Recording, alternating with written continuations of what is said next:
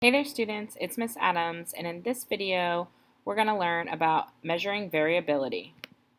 All right, so range takes the largest number in our data set and subtracts the smallest number in the set to give us the difference between these two extremes. The larger the range, the more spread out the data is. All right, so find the range. The sample of starting salaries in thousands of dollars. All right, so we got to find the largest number and the smallest number, and we're going to subtract maximum minus minimum. So we get 10. So remember, this is in thousands of dollars, so the sample has a range of $10,000. Interquartile range doesn't consider extreme values. The IQR looks at the range of the middle 50% of the data. Right? So find the interquartile range. All right, so first thing we're going to do is put our data in order from least to greatest. Then we're going to go ahead and find the center. So it's between those 41 values. And then I'm going to find the middle value on the left side. That's quartile 1. The middle value on the right side, that'll be quartile 3. The median is actually called quartile 2, but we mostly just refer to it as the median.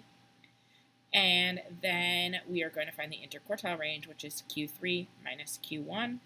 So 44 minus 39, which is 5. So the IQR would be $5,000. Variance is the average of the squared differences from the mean. A small variance indicates that the data points tend to be very close to the mean and each other. One problem with variance is that it does not have the same unit of measure as the original data. Standard deviation is the average amount we expect a point to vary or deviate from the mean.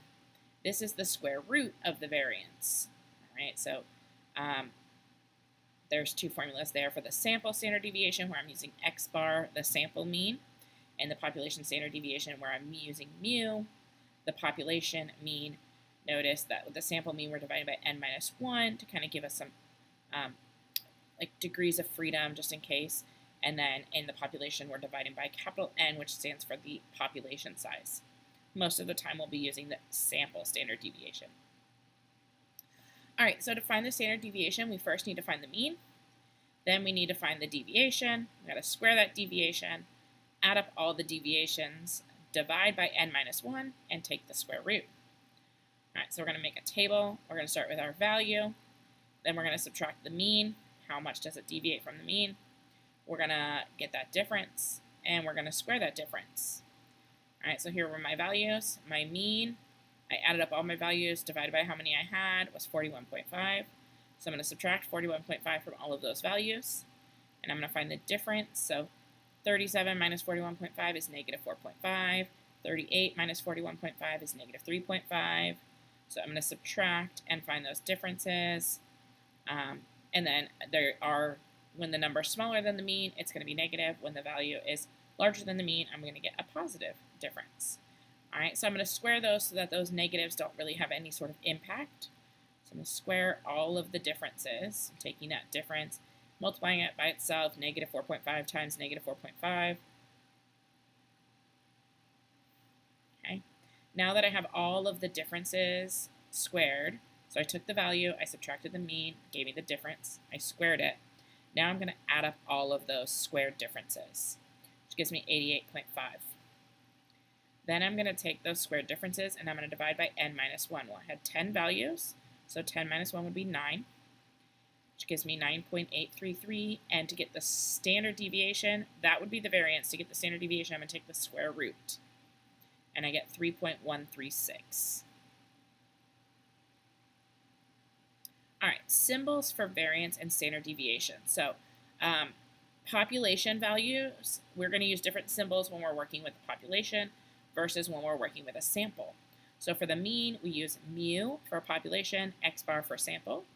Variance would be sigma squared for population, or s squared for sample. Standard deviation is sigma, and for the sample is s. The number of entries, like your population size, is capital N if it's the population, lowercase n for the sample. The deviation is your value minus the mean, so x minus mu for the population, x minus x bar for the sample, and then the sum of the squares. So the sum of the squared differences, the summation sign tells you to add each of those differences up, and we're the squared differences. All right, when to use each measure of spread. If a distribution is symmetric or approximately normal, we're going to use the standard deviation. If it's skewed to the left or skewed to the right with outliers, we're going to use the interquartile range. All right, to get the standard deviation on the calculator, because you're not going to want to go through that process every time, you're going to go to Stat, Edit, and you're going to enter your data into List 1. Then you're going to go to Stat, Calc, 1var Stats, and you're going to use List 1 to calculate. And you hit Calculate.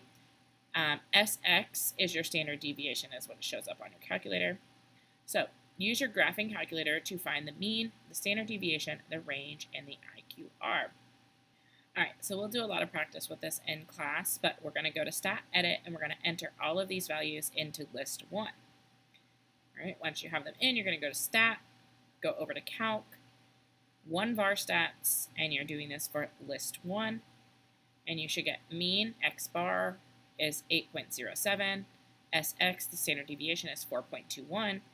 The range, it doesn't give you, but if you scroll down, you'll get the maximum and the minimum, and the range is max minus min, so 15 minus 1 is 14. IQR, it doesn't give you, but it gives you quartile 3 and quartile 1. IQR is Q3 minus Q1, so we just subtract those and we get 8. All right, here's another one. So go ahead, maybe pause and try in your calculator and see if you can get the mean, standard deviation, range, and IQR. All right, so you should have gotten a mean of 277.89, a standard deviation of 26.12, a range 312 minus 235, which is 77, IQR 299.5 minus 253, which gives me 46.5. All right, thanks for watching and see you next time.